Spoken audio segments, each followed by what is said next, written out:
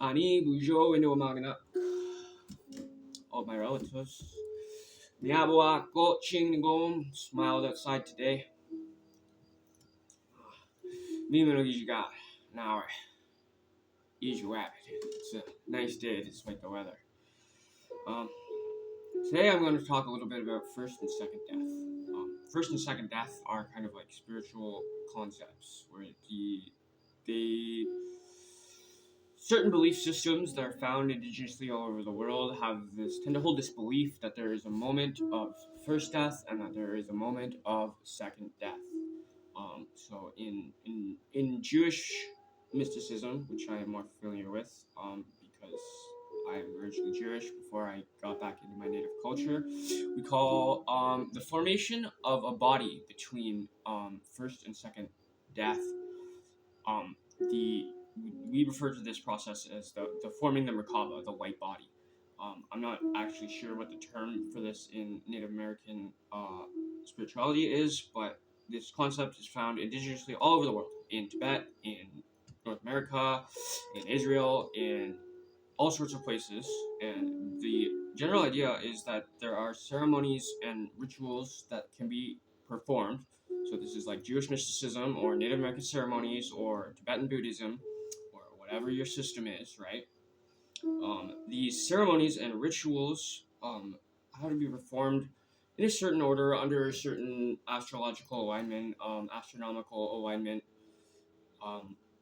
and basically what this is what the Egyptians would have called it ceremonial high magic, and basically the idea is to do certain ceremonies under certain stellar alignments to increase the process of being able to construct the solar body.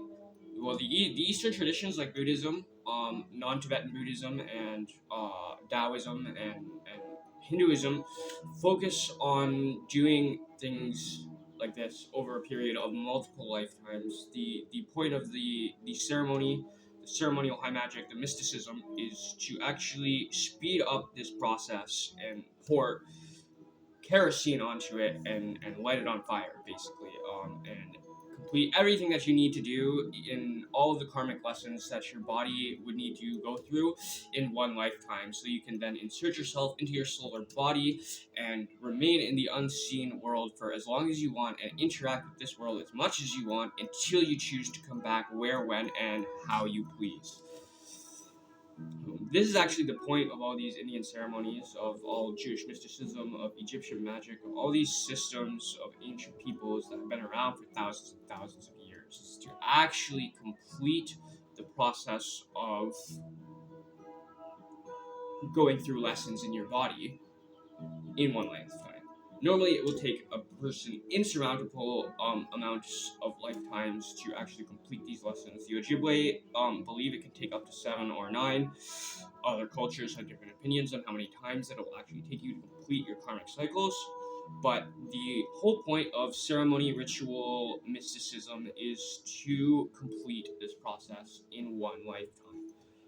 When you complete this process in one lifetime, your epigenetic memory forever continues into the epigenetic memory of your descendants. Like it carries in what we call mitochondrial DNA, which is like DNA remnants that are passed down from mothers. So like we can trace mitochondrial DNA like back way further than we can trace the actual DNA that makes up our bodies, because it's like the DNA that makes up our cells. I am not a geneticist, so I am not too familiar with how mitochondrial DNA actually works. So if I am grossly misspeaking on any of this, somebody please correct me in the comments. But I'm pretty sure that's how it works. And our people also have spiritual beliefs on how DNA works as well, that I'm not going to really talk about in this video, so I'm not going to get into that. But the whole point of ceremony and ritual is to separate the moment of first and second death. So when first death is when your physical body dies. You develop if you develop awareness, mindfulness, a system of knowing yourself that it's become so strong that you can actually be aware of when you've died.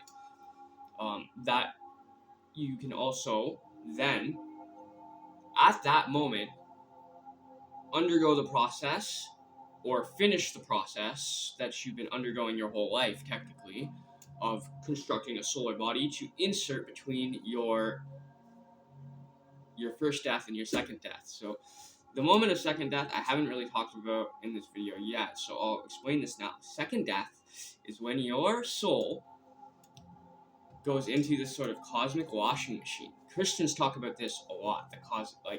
I don't know what's their obsession with the cosmic washing machine, but it's real. It's out there. But your soul is then recycled back into this machine, which kind of scrubs all the personality and personal details and memories and experience without removing the karmic lessons that you've already completed. So you can then go into a next life in either a better or a worse state than the life that you lived before, depending on the actions that you took in the life that you just lived. But when you create the solar body, you actually completely and totally circumvent this process. The second death no longer happens to your spirit. Your consciousness is not 100% the same, but your memories and your ancestral knowledge now remain unbroken for the rest of eternity.